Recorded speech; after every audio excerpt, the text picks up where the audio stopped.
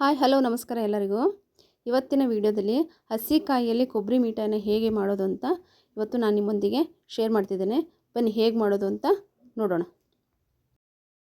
ನಾನಿಲ್ಲಿ ಒಂದು ಪ್ಯಾನ್ನ ತಗೊಂಡಿದ್ದೇನೆ.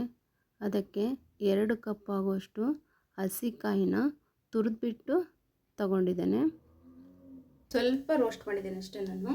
ಇವಾಗ ಅದೇ ಬೌಲಲ್ಲಿ 1 ಕಪ್ ಆಗುವಷ್ಟು ಸಕ್ಕರೆನ ತಗೊಂಡಿದ್ದೇನೆ. ನೀವು ಸ್ವೀಟ್ನ ನಿಮಗೆ ಹೇಗೆ ಬೇಕೋ ಎಷ್ಟು ಬೇಕೋ ಅಷ್ಟು ಹಾಕ್ಕೊಳ್ಳಿ. ಸ್ವೀಟ್ ಜಾಸ್ತಿ ಬೇಕಂದರೆ 1.5 ಕಪ್ ಹಾಕ್ಕೊಳ್ಳಿ. ಮೀಡಿಯಮ್ ಸ್ವೀಟ್ ಬೇಕಂದರೆ 1 ಕಪ್ ಸಾಕಾಗುತ್ತೆ. 2 ಕಪ್ಪು ಕಾಯಿಗೆ 1 ಕಪ್ ಆಗೋಷ್ಟು ಸಕ್ಕರೆ ಸಾಕಾಗುತ್ತೆ. ಸ್ವಲ್ಪ ನೀರನ್ನು ಸೇರಿಸ್ಕೊಳ್ಳೋಣ. ಅದಕ್ಕೆ ಸಾಕು. ಇದನ್ನು ಚೆನ್ನಾಗಿ ಸ್ವಲ್ಪ ಸಕ್ಕರೆ ಎಲ್ಲ ಚೆನ್ನಾಗಿ ಕರಗಬೇಕು. ಕರಗೋವರೆಗೂ ಈ ಥರ ರೋಸ್ಟ್ ಮಾಡ್ಕೊಳ್ಳಿ. ಚೆನ್ನಾಗಿ ಕೈ ಬಿಡದೆ ಈ ಥರ ರೋಸ್ಟ್ ಮಾಡಬೇಕು, ಇಲ್ಲಾಂದರೆ ತಳ ಹಿಡಿಯುತ್ತೆ.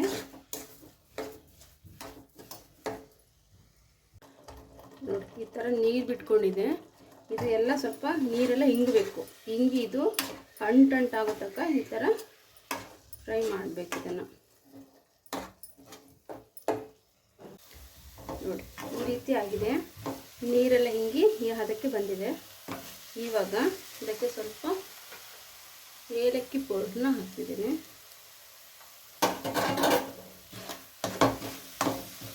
ಇದೆಲ್ಲ ಚೆನ್ನಾಗಿ ಮಿಕ್ಸ್ ಮಾಡೋಣ.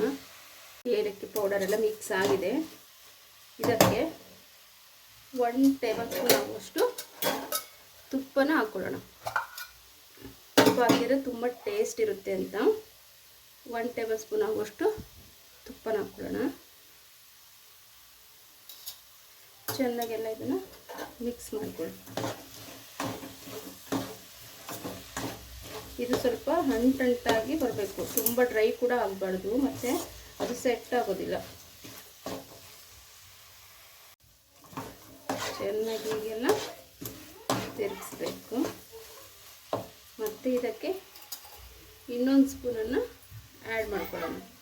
ಇನ್ನೊಂದು ಟೇಬಲ್ ಸ್ಪೂನ್ ಆಗೋಷ್ಟು ತುಪ್ಪನ ಆ್ಯಡ್ ಮಾಡ್ತಿದ್ದೀನಿ.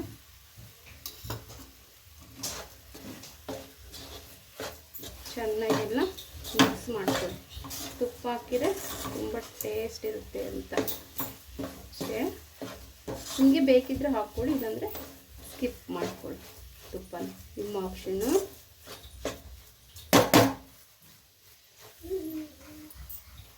ನೋಡಿ ಈ ರೀತಿ ಆಗಬೇಕಿದು. ಇದು ಚೆನ್ನಾಗಿ ಅಂಟಾಗಿ ಚೆನ್ನಾಗಿ ಬಂದಿದೆ.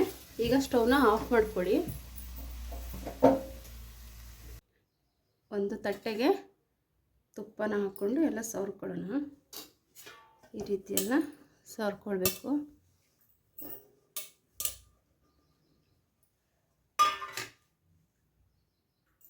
ಈ ಮಾಡಿಟ್ಟಿರ್ತಕ್ಕಂಥ ಕೊಬ್ಬರಿ ಮಿಠಾಯಿನ ಈ ತಟ್ಟೆಗೆಲ್ಲ ಹಾಕ್ಕೊಳ್ಬೇಕು.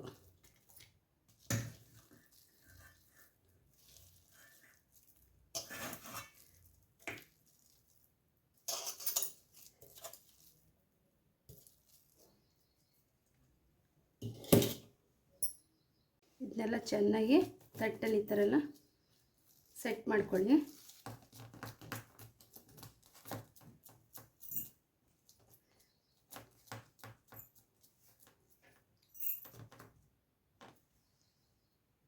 ನೋಡಿ ಈ ರೀತಿ ಎಲ್ಲ ಸೆಟ್ ಮಾಡ್ಕೊಳ್ಳಿ.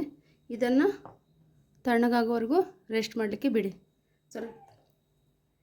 ಇದು ಸ್ವಲ್ಪ ಬೆಚ್ಚಗಾಗಿದೆ. ಬೆಚ್ಚಗಿರುವಾಗಲೇ ಸ್ವಲ್ಪ ನಿಮಗೆ ಯಾವ ಶೇಪ್ ಬೇಕೋ ಆ ಶೇಪಲ್ಲಿ ನೀವು ಕಟ್ ಮಾಡ್ಕೊಳ್ಳಿ. ನಾನು ಸ್ಕ್ವೇರ್ ಶೇಪಲ್ಲಿ ಕಟ್ ಮಾಡ್ತಿದ್ದೇನೆ. ಈ ರೀತಿ ನಿಮಗೆ ಯಾವ ಶೇಪ್ ಬೇಕೋ ಆ ಶೇಪಲ್ಲಿ ನೀವು ಕಟ್ ಮಾಡ್ಕೊಳ್ಳಿ. ಸ್ವಲ್ಪ ಬೆಚ್ಚಗಿರುವಾಗಲೇ ಮಾಡಿಕೊಂಡ್ರೆ ಒಳ್ಳೆಯದು. ನಂತರ ಅದು ಎಲ್ಲ ಸೆಟ್ ಆಗಿರುತ್ತಲ್ವ, ಶೇಪ್ ಕೊಡಲಿಕ್ಕೆ ಬರೋದಿಲ್ಲ.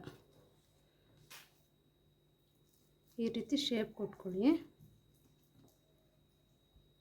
ಈ ರೀತಿ ಶೇಪ್ ಕೊಡಿ.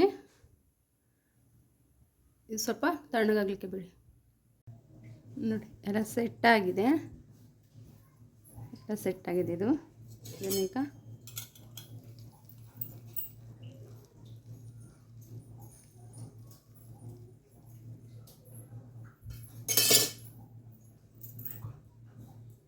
ಎಷ್ಟು ಚೆನ್ನಾಗಿ ಬಂದಿದೆ, ಎಷ್ಟು ಪರ್ಫೆಕ್ಟಾಗಿ ಬಂದಿದೆ.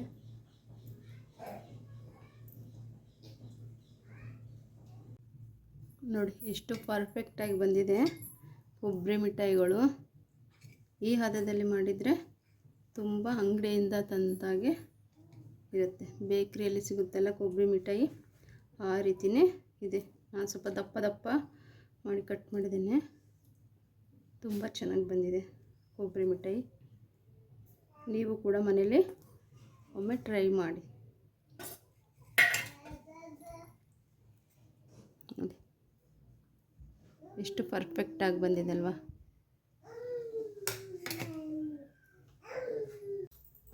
ನೋಡಿ ನೀವು ಕೂಡ ಈ ಹದದಲ್ಲೇ ಮಾಡಿ. ನೋಡಿ ಎಷ್ಟು ಪರ್ಫೆಕ್ಟಾಗಿ ಬಂದಿದೆ. ಬೇಕ್ರಿಯಲ್ಲಿ ಇದ್ದ ಹಾಗೆ ಇದೆ. ತುಂಬ ಟೇಸ್ಟಿಯಾಗಿ ಕೂಡ ಇರುತ್ತೆ. ನೋಡಿ ಕೈಗೆ ಒಂದು ಸ್ವಲ್ಪ ಕೂಡ ಅಂಟ್ತಾ ಇಲ್ಲ, ಅಷ್ಟು ಚೆನ್ನಾಗಿ ಕೊಬ್ಬರಿ ಮಿಠಾಯಿ ಬಂದಿದೆ.